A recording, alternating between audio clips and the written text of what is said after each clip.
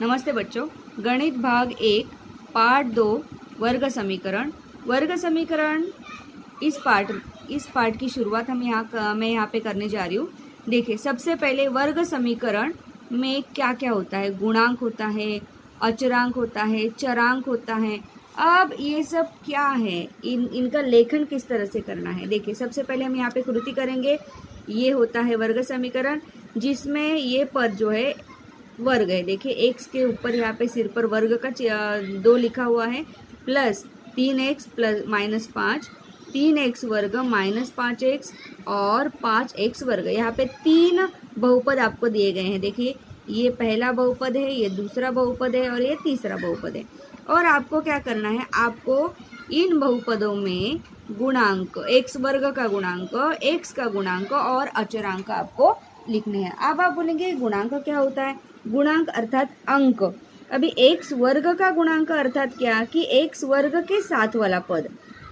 X का गुणांक मतलब क्या, एक्स के साथ वाला पद अर्थात संख्या। और अचरांक मतलब क्या, अचरांक यानी कि ये स्थिर पद।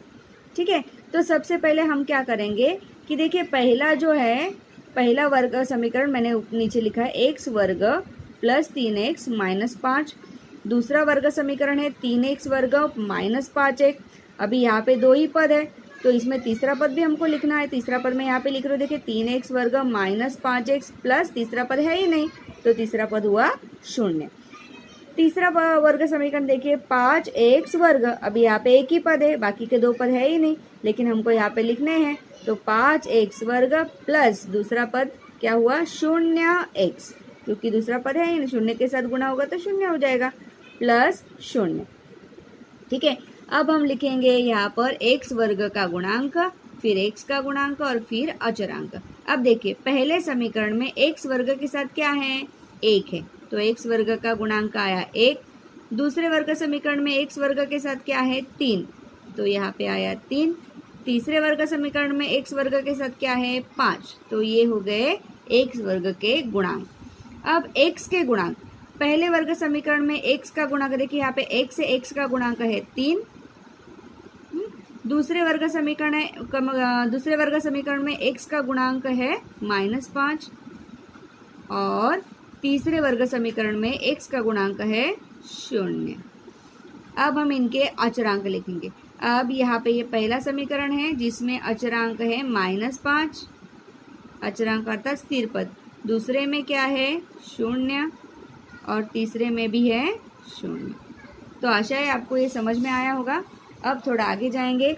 समीकरण का मानक रूप, ये मैंने पहले भी आपको बताया था, वापस एक बार बता रही हूँ। समीकरण का मानक रूप है ax वर्ग प्लस bx प्लस c बराबर 0, जहाँ पर a, b और c जो हमने ऊपर यहाँ पे लिखे गुणांक, ये गुणांक होते हैं, ये अंक होते हैं। ठीक है, अब यहाँ पे आपको इस समीकरण का मानक रूप लिखना है और मानक रूप लिखने के बाद यहाँ पे a, b और c के मान ज्ञात करने। पहला समीकरण है x वर्ग -4 बराबर 0।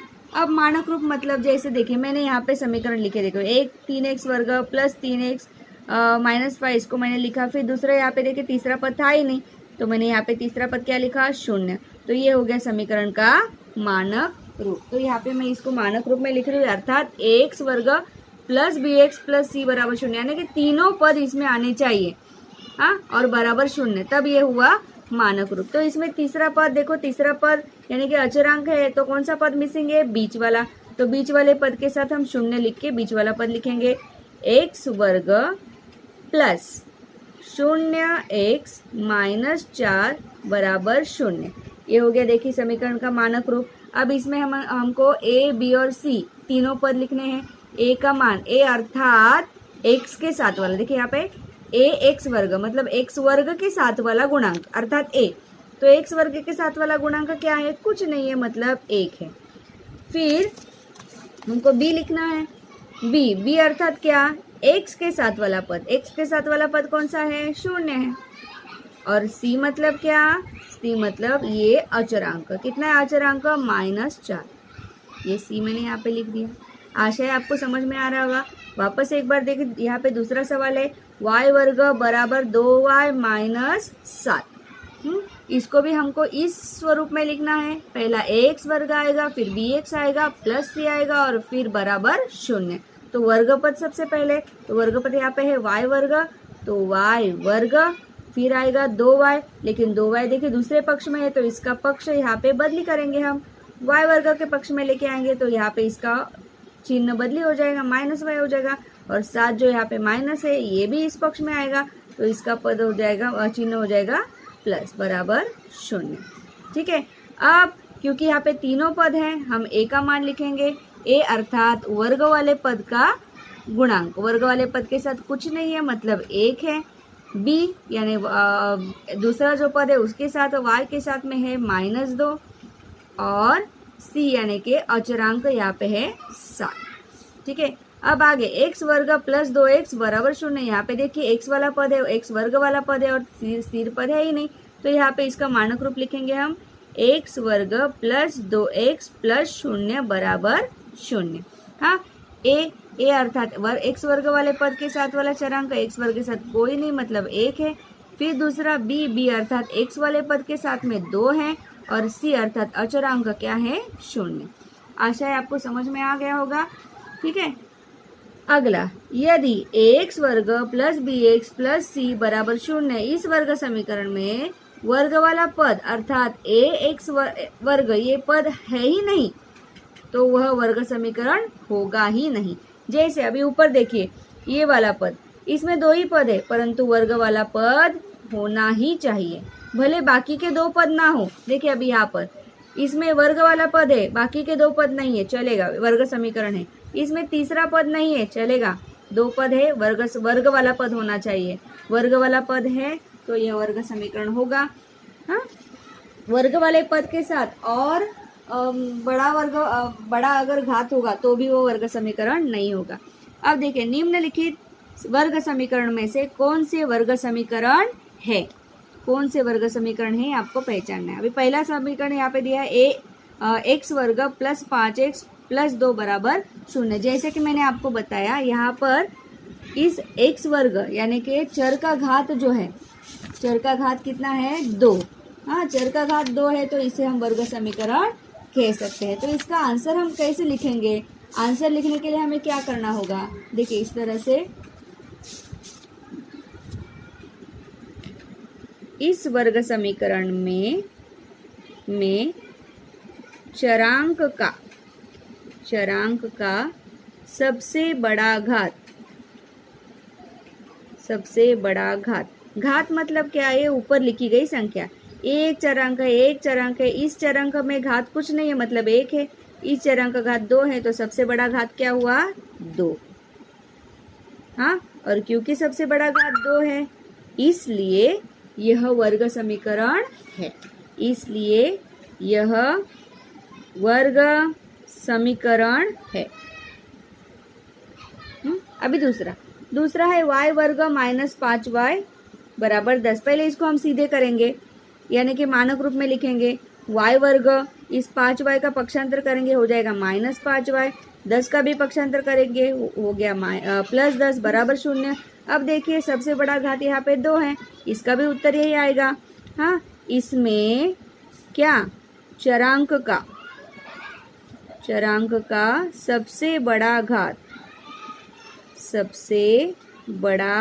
घात यहाँ पर भी सबसे बड़ा घात 2 है।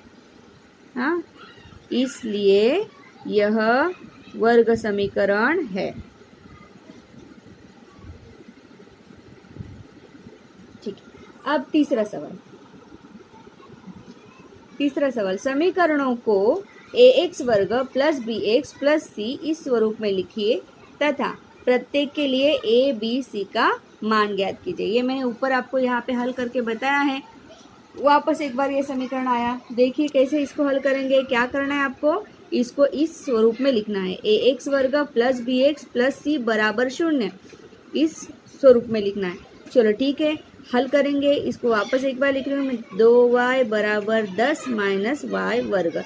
तो सबसे पहले हमें इस y वर्ग को इस पक्ष में लाना होगा, यहाँ पे माइनस है, इस पक्ष में आ जाएगा तो हो जाएगा y वर्ग अर्थात प्लस हो गया। फिर उसके बाद 2y आएगा, 2y का कोई चिन्ह नहीं है, मतलब प्लस चिन्ह है, प्लस 2y। ये 10 जो है इसका भी पक्षांतर हो जाएगा, -10 बराबर 0। ये हो गया। हाँ, फिर हम क्या करेंगे, इसकी तुलना करेंगे।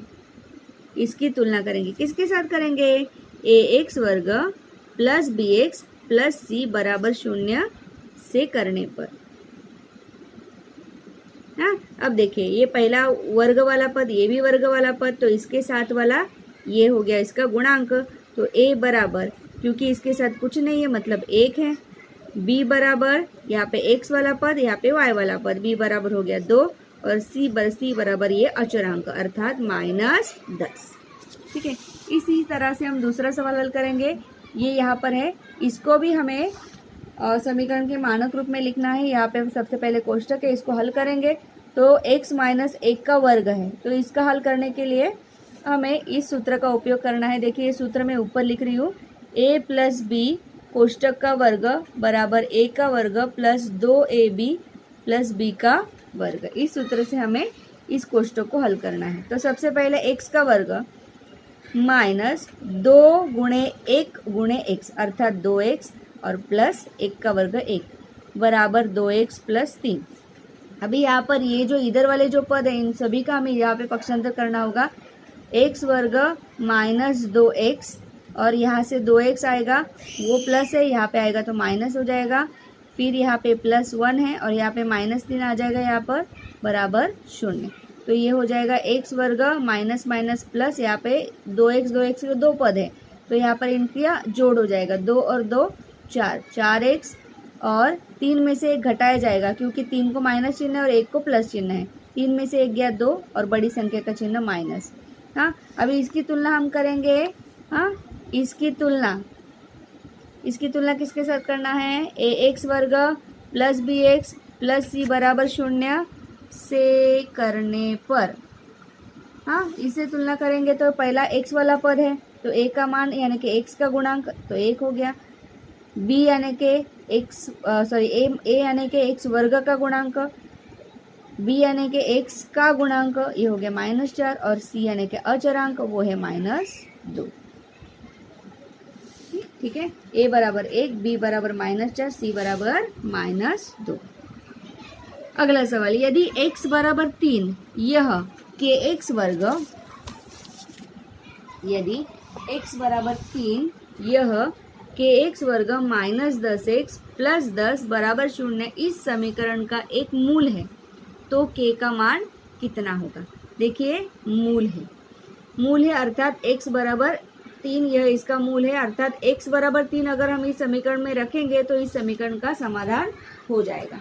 ठीक है, तो पहले मैं समीकरण लिख रही हूँ। समीकरण क्या है, kx वर्ग -10x प्लस 3 बराबर 0, kx वर्ग -10x प्लस 3 बराबर 0 और उन्होंने क्या कहा है कि x बराबर 3 यह मूल है तो x का मान हम रखेंगे 3।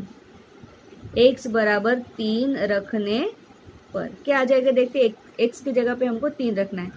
k गुणे x वर्ग है तो k गुणे 3 का वर्ग -10 गुणे 3 प्लस 3 बराबर 0। अब मैंने आपको बताया था वर्ग कैसे ज्ञात करते हैं, 3 का वर्ग बराबर 3 गुणे 3 उसी संख्या में 1 पर गुणा 3 त्रिका 9 तो 3 का वर्ग हो गया 9 तो k गुणे 9 अर्थात 9k -10 गुणे 3 हो गया 30 और उसके साथ x भी है यहाँ पे लिखा नहीं मैंने, 30x प्लस 3 बराबर 0। ठीक है, अब x नहीं है, x का ही मान हमने रखा है यहाँ पे। हाँ, तो 9k -30 प्लस 3 बराबर 0, यहाँ पे कुछ नहीं है। ठीक है, अब हमारे पास देखिए यहाँ पर 9k 30 और 3 ये दोनों स्थिर पद है तो 30 को माइनस चिन्ह है और 3 को प्लस चिन्ह है अर्थात इन दोनों में हम घटाव करेंगे, इनका घटाव करेंगे। 30 में से 3 घटाएंगे तो बचा 27 और क्योंकि 30 ये बड़ी संख्या का चिन्ह आए हुए उत्तर को अर्थात 27 को। अब हम इस 27 का भी पक्षांतर करेंगे, 9 के बराबर 27। अब हम 9 का भी पक्षांतर करेंगे और k को रखेंगे केवल 27 क्योंकि 9 और k में हो गुणे का चिन्ह, यहाँ पे जाएगा भाग में। 9 एकम 9, 9 तिहाई 27, k बराबर आया 3। हमें k का ही मान ज्ञात करना था। तो आपने देखा जब हमें किसी पद का मान ज्ञात करना हो तो हम क्या करते हैं कि पद के साथ वाले सभी पदों का पक्षांतर करते हैं। वो पद जो है वो सबसे लास्ट में रखते हैं। जैसे देखें 9 के और -27 था तो हमने पहले 27 का पक्षांतर किया, फिर इस 9 का पक्षांतर किया, इस तरह से। चलो अब अगला प्रश्न देखिए। समीकरण वर्ग समीकरण के साथ दिए गए मान इस समीकरणों के मूल है क्या, ये निश्चित करो। ठीक है, अब इसके लिए देखो यहाँ पर x वर्ग प्लस 4x माइनस 5 बराबर 0 ये वर्ग समीकरण दिया है और आपको निश्चित करना है कि x बराबर 1 यह उसका मूल है या नहीं, तथा x बराबर -1 ये भी उसका मूल है या नहीं। तो है या नहीं निश्चित करने के लिए क्या करेंगे, सबसे पहले हम लेंगे समीकरण का बायां पक्ष। बायां पक्ष यानी कि क्या, देखो ये है वर्ग समीकरण, इस वर्ग समीकरण में ये बराबर चिन्ह, वर्ग समीकरण के ये हमारे दाहिनी हाथ की ओर है तो ये दायां पक्ष और ये हमारा बायां पक्ष है। तो x वर्ग प्लस 4x माइनस 5 है हमारा बायां पक्ष है। और इसमें हम बारी बारी एक बार x बराबर 1 रखेंगे, एक बार x बराबर -1 रखेंगे। अगर बायां पक्ष दाएं पक्ष के यानी कि 0 के बराबर होगा तो ये समीकरण का मूल है। ठीक है, तो हम क्या रखेंगे, पहले x बराबर 1 रखने पर। ठीक है, हाँ x बराबर क्या रखेंगे, 1 रखने पर। तो x का वर्ग है अर्थात 1 का वर्ग प्लस 4 गुणे x अर्थात 4 गुणे 1 माइनस 5 बराबर 1 का वर्ग 1 प्लस 4 एकम 4 माइनस 5, 4 और 1 कितना हुआ 5, 5 माइनस 5 कितना आया 0, और 0 यह तो क्या है दायां पक्ष है। मतलब हमारे पास बायां पक्ष बराबर दायां पक्ष है, इसलिए x बराबर 1 यह समीकरण का मूल है, समीकरण का मूल है। इसी तरह से हम x बराबर -1 रखेंगे, देखते हैं। फिर से हम लिखेंगे बायां पक्ष। बायां पक्ष क्या है, देखिए समीकरण में आपको दिखा रही हूँ, x वर्ग प्लस 4x माइनस 5, हाँ ये हमारा बायां पक्ष है। इसमें हम रखने जा रहे हैं x बराबर -1। ठीक है, तो क्या आ जाएगा, देखिए x बराबर -1 ये हम रखा, हाँ तो या फिर रखने पर हम लिखेंगे यहाँ पे, हाँ रखने पर क्या होता है, देखिए x का वर्ग है तो -1 का वर्ग प्लस 4 गुणे x है तो 4 गुणे -1 -5 बराबर -1 का वर्ग हो गया 1 और 4 गुणे 1 हो गया -4, 4 एकम 4 माइनस और यहाँ पे -5 1। अब ये माइनस हो गया प्लस, 4 और 5 कितना हो गया 9, बड़ी संख्या का चिन्ह -9, 9 में से 1 घटा दिया जाए तो होता है 8, बड़ी संख्या का चिन्ह -8। तो ये बायां पक्ष दाएं पक्ष के बराबर है क्या, नहीं है। हाँ देखिए ये बायां पक्ष था इस और इस ओर दायां पक्ष आया, क्योंकि ये बराबर नहीं है इसलिए x बराबर -1 यह समीकरण का मूल नहीं है। ठीक है, तो इस तरह से वर्ग समीकरण का ये 2.1 मैंने आपको बता दिया है।